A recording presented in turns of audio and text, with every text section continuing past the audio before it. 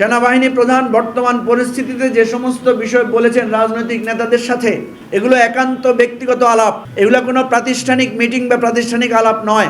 এই ধরনের আলাপকে জাতীয় পর্যায়ে এনে একটা পরিস্থিতি তৈরি করা, এই ধরনের আলাপ অতীতে অনেক হয়েছে। অনেক রাজনৈতিক নেতাদের সাথে আমার কথা হয়, তারা বলেছেন সেনা প্রধানের সাথে তাদের ব্যক্তিগত আলাপে নানা আলোচনা হয়েছে, কিন্তু সেই আলোচনাকে পাবলিকলি এনে যে পরিস্থিতি তৈরি করা হয়েছে, এটাকে সমাধানের দায়িত্ব, এটাকে কুল ডাউন করে স্বাভাবিক পরিস্থিতি আনার দায়িত্ব এই সরকারের। আমি মাননীয় প্রধান উপদেষ্টাকে অনুরোধ করব, অতি শীঘ্রই একটা জাতীয় সংলাপ, জাতীয় বৈঠকের আহ্বান করেন, সেখানে আমরা খোলামেলা বিষয়গুলো নিয়ে আলোচনা করি এবং সবার অস্থিরতা দূর করে একাত্ম হয়ে আমরা কাজ করি।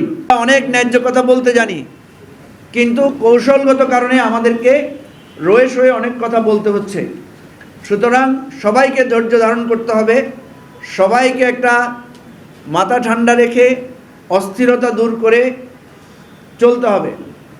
আমি এর আগেও বলেছি, গভীর উদ্বেগের সাথে লক্ষ্য করছি শেখ হাসিনা এবং আওয়ামী লীগের মধ্যে পরিবর্তনের কোনো লক্ষণ নাই। এই দলটা, এই দলের নেতাদের এত বড় বিপর্যয়, এত বড় একটা গণ অভ্যুত্থানের পরেও তাদের মধ্যে শিক্ষা এবং তাদের যে অনুভূতি তৈরির, নতুন করে ভাবার কোনো লক্ষণ আমরা দেখতে পাচ্ছি না। আমরা কিন্তু এই দেশটাকে একটা রিকনসিলিয়েশন প্রসেসের মধ্য দিয়ে যার যার ভুল ত্রুটি দূর করে একসাথে পথ চলার পক্ষপাতী। সেটার জন্য সবাইকে এগিয়ে আসতে হবে।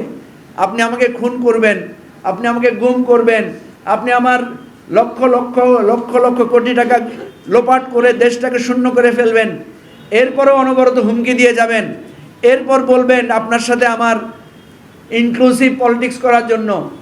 এই ধরনের একপাক্ষিক ইনক্লুসিভনেস, এটা একটা প্রহসন ছাড়া আর কিছু না।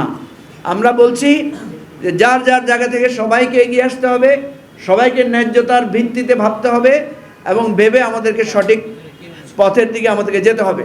আপনাদের সবাইকে ধন্যবাদ।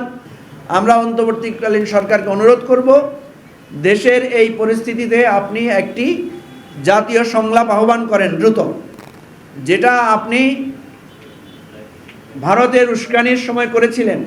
আমরা সকল রাজনৈতিক দলের নেতারা এক জায়গায় দাঁড়িয়ে সেখানে আপনার সাথে অঙ্গীকারাবদ্ধ হয়েছিলাম।